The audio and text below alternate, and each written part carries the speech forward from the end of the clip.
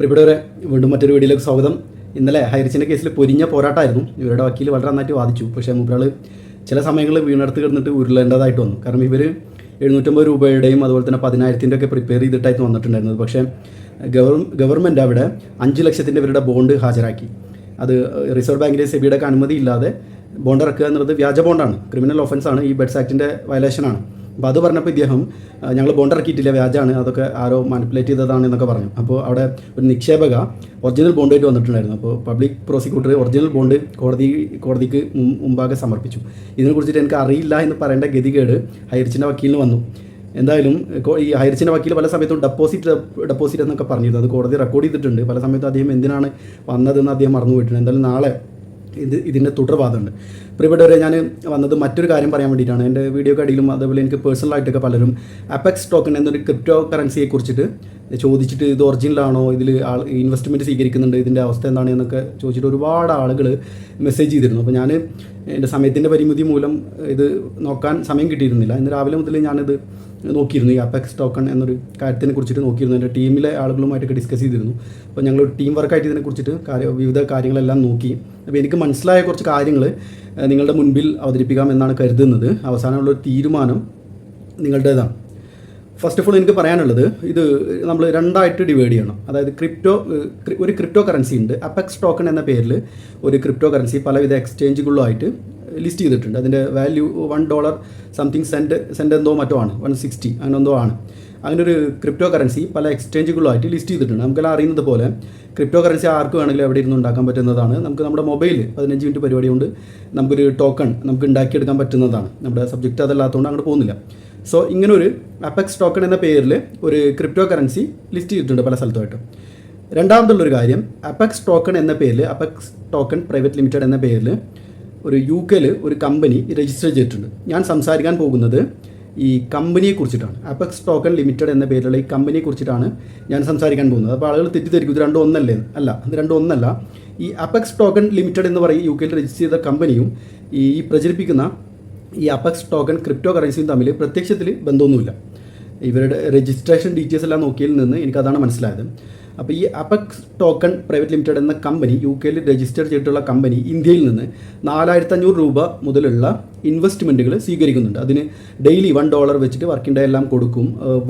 One year, ഒരു വർഷം staking period ഉണ്ട്. അതായത് നമ്മൾ 4,500 രൂപ കൊടുക്കുമ്പോൾ 500 അപെക്സ് ടോക്കൺ നമുക്ക് അവർ തരും.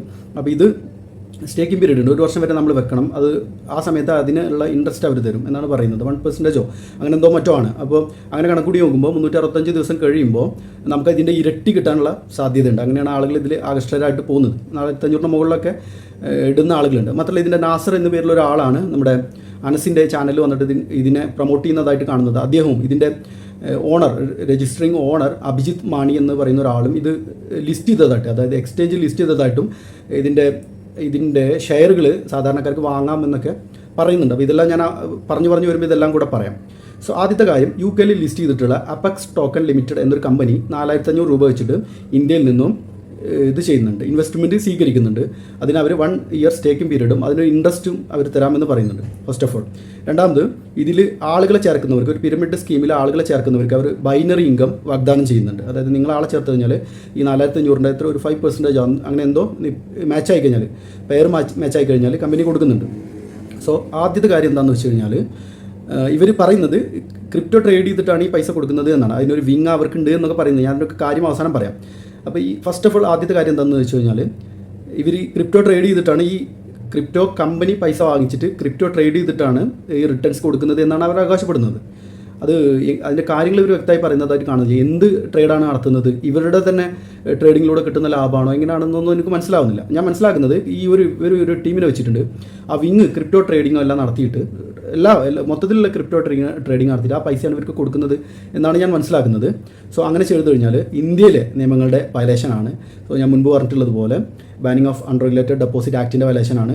രണ്ടാമത് ഇവർ ചെയ്യുന്നത് പിരമിഡ് സ്കീമാണ്. അത് 78 PCMC ആക്ടിൻ്റെ വയലേഷനാണ്. കോഗ്നസിബിൾ ഒഫൻസാണ്. പ്രത്യക്ഷത്തിൽ തന്നെ നമുക്ക് പിരമിഡ് സ്കീം ഇന്ത്യയിൽ നിരോധിച്ചിട്ടുള്ളതാണ്. അപ്പോൾ ഇത് രണ്ടും ഈ പൈസ വാങ്ങിച്ചിട്ട് ആഴ്ചയിലോ മാസത്തിലോ ഒക്കെ പൈസ തിരിച്ചു തരാമെന്ന് പറയുന്നതും വാട്ടവർ UK കമ്പനി ആയി കഴിഞ്ഞാലോ അമേരിക്കയിലെ കമ്പനി ആയി കഴിഞ്ഞാൽ നിങ്ങൾ പൈസ പിരിക്കുന്നത് ഇന്ത്യയിൽ നിന്നാണ്. അപ്പോൾ ഇന്ത്യയിലെ നിയമങ്ങളാണ് അതിന് ബാധകമാവുക. അപ്പോൾ അങ്ങനെ ഇന്ത്യയിൽ പൈസ പിരിച്ചെടുക്കുന്നത് ഇന്ത്യയുടെ റെഗുലേറ്റിംഗ് ഇല്ല ഏജൻസികളുടെ ഒന്നും കയ്യിലില്ലാത്തൊരു കാര്യത്തിന് വേണ്ടിയിട്ട് പൈസ പിരിച്ചെടുക്കുക എന്നുള്ളത് ഇന്ത്യയിലെ നിയമങ്ങളുടെ വയലേഷനാണ്. ഈ രണ്ട് നിയമങ്ങളുടെയും PCMC ആക്ടിൻ്റെയും ബെഡ്സ് ആക്ടിൻ്റെയും വയലേഷനാണ്. ഈ പിരമിഡ് സ്കീമെല്ലാം തന്നെ PCMC ആക്ട് മുഖേന ഇന്ത്യയിൽ നിരോധിച്ചിട്ടുള്ളതാണ്, ഒഫൻസാണ്, എക്കണോമിക്കൽ ഒഫൻസാണ്. അപ്പോൾ ഈ രണ്ട് കാര്യങ്ങളാണ് ആദ്യമായിട്ട് പറയാനുള്ളത്. പിന്നെ രണ്ടാമതായിട്ട് പറയാനുള്ളത് ഞാനിവരുടെ കമ്പനിയുടെ കാര്യങ്ങൾ, അപ്പോൾ ഞാൻ UK രജിസ്റ്റർ ചെയ്ത കമ്പനിയാണെന്നൊക്കെ പറഞ്ഞത് കൊണ്ട് തന്നെ ഞാനിവരുടെ കമ്പനിയുടെ കാര്യങ്ങൾ അന്വേഷിച്ചിരുന്നു. അപ്പോൾ എന്നെ വളരെ അത്ഭുതപ്പെടുത്തിയത് 4 മാസം മുൻപ് മാത്രമാണ് ഈ കമ്പനി രജിസ്റ്റർ ചെയ്തിട്ടുള്ളത്, ഇൻകോർപ്പറേറ്റ് ചെയ്തിട്ടുള്ളത് 4 മാസം മുൻപ് വരെയാണ്. ഈ നാസർ എന്ന് പറയുന്ന വ്യക്തിയും അതുപോലെ അഭിജിത് മാണി എന്ന് പറയുന്ന വ്യക്തിയും ഈ കമ്പനി ലിസ്റ്റ് ചെയ്തു എന്ന് പറയുന്നുണ്ട്. എനിക്കത് മനസ്സിലായില്ല. ഞാൻ എത്ര ആലോചിച്ചു, UK ഈ ലണ്ടൻ എക്സ്ചേഞ്ചിലൊക്കെയാണ് ലിസ്റ്റ് ചെയ്യേണ്ടത്. ലിസ്റ്റ് ചെയ്യുക എന്ന് പറഞ്ഞാൽ എന്താ തമാശക്കളിയാണോ? ഒരു കമ്പനി ലിസ്റ്റ് ചെയ്യുക എന്ന് പറഞ്ഞാൽ എത്ര പ്രോസസ്സ് ഉണ്ട്, IPO ഇഷ്യൂ ചെയ്യണം. അതിന് ഇവരെവിടെയാണ് ലിസ്റ്റ് ചെയ്തത്? അതിന് ലിസ്റ്റ് ചെയ്തിട്ടുണ്ടെങ്കിൽ ഇവരുടെ കമ്പനിയുടെ പേര് ഏതെങ്കിലും ഒരു സ്റ്റോക്ക് എക്സ്ചേഞ്ചിൽ കാണേണ്ടതല്ലേ? അതെന്താണെന്ന് എനിക്ക് മനസ്സിലായില്ല. എന്നിട്ട് ഇവർ ഓഫർ ചെയ്യുന്നുണ്ട്, പബ്ലിക്കിന് ഓഫർ ചെയ്യുന്നുണ്ട് $4250 അങ്ങനെ എന്തോ ഒരു ഷെയറിൻ്റെ പ്രൈസ്. അത് ഇന്ത്യൻ രൂപയിലേക്ക് കൺവേർട്ട് ചെയ്യുമ്പോൾ 3,40,000 അങ്ങനെ എന്തോ മറ്റോ ഉണ്ട്. അത് എടുത്തു കഴിഞ്ഞാൽ ഒരു ഷെയർ ഒരു ഓഫർ ചെയ്യുന്നുണ്ട്. എങ്ങനെ നിങ്ങൾ ലിസ്റ്റ് ചെയ്തിട്ടുണ്ടെങ്കിൽ ആളുകൾ ആ എക്സ്ചേഞ്ചിൽ പോയിട്ടാണ് അത് വാങ്ങിക്കേണ്ടത്. ഏതെങ്കിലും ബ്രോക്കറുടെ വെബ്സൈറ്റ് മുഖേനയോ ആപ്പ് മുഖേനയൊക്കെ ആളുകൾ അങ്ങനെയാണ് വാങ്ങിക്കേണ്ടത്. അങ്ങനെ ലിസ്റ്റ് ചെയ്ത കമ്പനി നിങ്ങൾക്ക് തന്നെ ഇങ്ങനെ ഷെയർ ഓഫർ ചെയ്യാൻ വേണ്ടി പറ്റും. നിങ്ങൾ ഈ വെർബലായിട്ട് ആളുകളിൽ നിന്ന് ഇങ്ങനെ പൈസ പിരിച്ചെടുക്കാൻ വേണ്ടി പറ്റും. എവിടെയാണ് നിങ്ങൾ ലിസ്റ്റ് ചെയ്തിട്ടുള്ളത്? It is A fake. അങ്ങനെ ലിസ്റ്റ് ചെയ്തായിട്ട് എനിക്ക് തോന്നുന്നില്ല. വെറും 4 മാസം മുൻപ് മാത്രം ഉപയോഗിച്ചൊരു കമ്പനി സ്റ്റോക്ക് എക്സ്ചേഞ്ചിൽ ലിസ്റ്റ് ചെയ്തു എന്ന് പറഞ്ഞാൽ ശുദ്ധ അബദ്ധം, ശുദ്ധ വിഡ്ഢിത്തരം. അങ്ങനെ ഉണ്ടെന്ന് തോന്നുന്നില്ല. 4000 സംതിങ് ഒക്കെ ഒറ്റയടിക്ക് നിങ്ങളുടെ പ്രൈസ് എങ്ങനെ കൂടി? പിന്നെ ഞാൻ ഈ കമ്പനിയുടെ കാര്യങ്ങളെക്കുറിച്ചിട്ട് പറയാം. അപെക്സ് ടോക്കൺ എന്നൊരു ക്രിപ്റ്റോ കറൻസി ലിസ്റ്റ് ചെയ്തിട്ടുണ്ട്. പക്ഷേ ഈ അപെക്സ് ടോക്കൺ ലിമിറ്റഡ് എന്ന പേരിൽ UK രജിസ്റ്റർ ചെയ്തിരിക്കുന്ന കമ്പനിയും ഈ ടോക്കണും തമ്മിലൊരു ബന്ധവും കാണുന്നില്ല. ഈ കമ്പനി 157 97 337 എന്ന നമ്പറിലാണ് UK രജിസ്റ്റർ ചെയ്തിട്ടുള്ളത് 23/6/2024. അതായത് 4 മാസമേ ആയിട്ടുള്ളൂ. ഇതിൻ്റെ address 7175 Shelton Street, Covent Garden, London എന്ന പേരിലാണ് ഉള്ളത്. ഇങ്ങനെ ആണ് ഉള്ളത്. ഒരാൾ മാത്രമേ ഇതിൽ കാണുന്നുള്ളൂ. സ്റ്റാഫ് പോലും 10 താഴെയാണ് എന്നാണ് കാണിക്കുന്നത്. ഒരാൾ മാത്രമേ ഈ ഒരു കമ്പനിയുടെ ഷെയർ ഹോൾഡ് ചെയ്യുന്നതായിട്ട് കാണുന്നുള്ളൂ. സ്റ്റാഫ് 10 താഴെയാണ്. അതായത് ഒരാൾ മാത്രമേ ഉള്ളൂവെങ്കിലും 10 താഴെ എന്ന UK കാണിക്കുള്ളൂ. അങ്ങനെ ഒരു ക്ലാസിഫിക്കേഷനിലാണ് ഈ ഒരു കമ്പനിക്ക് എടുക്കുന്നത്. അപ്പോൾ ഇവർക്ക് ഞാൻ ഏറ്റവും തമാശയായിട്ട് എനിക്ക് തോന്നിയ ഒരു കാര്യം, UK ക്രിപ്റ്റോ കറൻസി, മറ്റൊരു പ്രധാനപ്പെട്ട കാര്യം, UK രജിസ്റ്റർ ചെയ്തിട്ടുണ്ട് എന്നിട്ട് ക്രിപ്റ്റോ കറൻസി ആരെങ്കിലും വരികയാണെങ്കിൽ അത് നമ്മളൊന്ന് റീതിങ്ക് ചെയ്യേണ്ടി വരും. കാരണം UK ക്രിപ്റ്റോ കറൻസിക്ക് പ്രത്യേകിച്ച് രജിസ്ട്രേഷൻ ഒന്നുമില്ല.